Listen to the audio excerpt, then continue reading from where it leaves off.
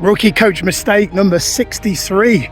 Most rookie amateur coaches basically lack practice when it comes to their coaching. I had a client recently say to me, Miles, I'm just not getting new clients. I'm delivering my initial discovery call, but it's just not working.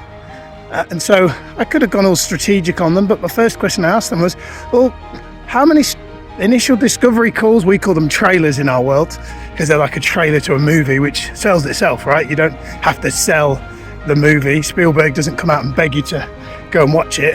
It just kind of sells itself. So that's why we call it that. So how many trailers have you delivered? Like in total combined? And she said, about 8. And I went, right. I said, and then I made a joke. I said, are you married? She said, yes, I am. I said, I knew that. How many dates did you go on before you decided to get married with the person that you're married to? And she went, oh my God, I don't know. Hundreds. I said, okay. So now how many dates did you go on before you met him? How many frogs did you kiss? And she said, oh God, I don't even want to think about that, but it was a lot as well. I said, right. I said, you're thinking that building a coaching business is different than dating, and it isn't. It's exactly the same. Meaning you probably haven't kissed enough frogs. Or rather, to put it another way, you probably haven't delivered enough trailers for you to get one client. And so I think that most amateur coaches just frankly haven't had enough practice. They've not delivered enough trailers, and the consequence of that is when they deliver a trailer, they come off all weird and all needy. You know, I'm thinking back to my first dates. Thankfully, Mrs. Grant took me in, so I don't have to date anymore. But I remember how I used to be on my first date. I was all awkward, and I had hair then, and I probably would play with it about 20 million times before I actually met them, thinking it was going to make a difference to the date or not. Incidentally, it never did. And it's amazing how many dates I had. Good ones, bad ones, terrible ones. And ultimately, all of it led to me being able to meet the woman of my dreams, which is Sati.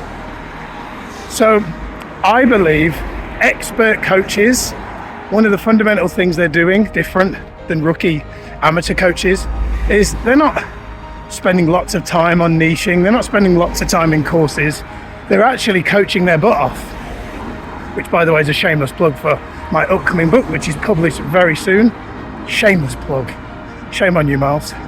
So I believe if you want to be successful as a coach, the number one thing that you've got to do, you may have heard me say this before, and if you're like, oh Miles, I've heard you make this point before, good, right?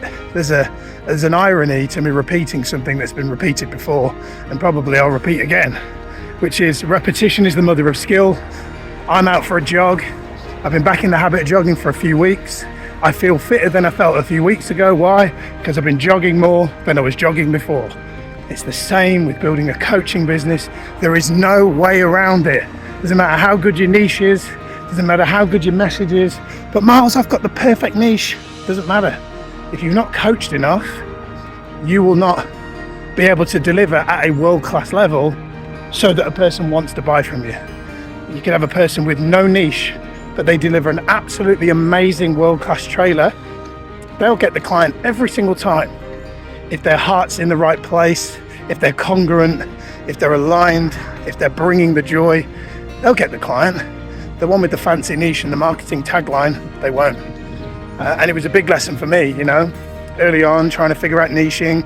And then, you know, I really dialed it back and just decided to coach everybody. I went really broad. I went against the niching message. And actually during the pandemic, when my events went to zero, and I turned my business around from 0 clients back to 37 within a few weeks, all because I just coached my butt off. So hope you found this video useful. Keep coaching your butt off. Repetition's the mother of skill. Get more practice in if you need it.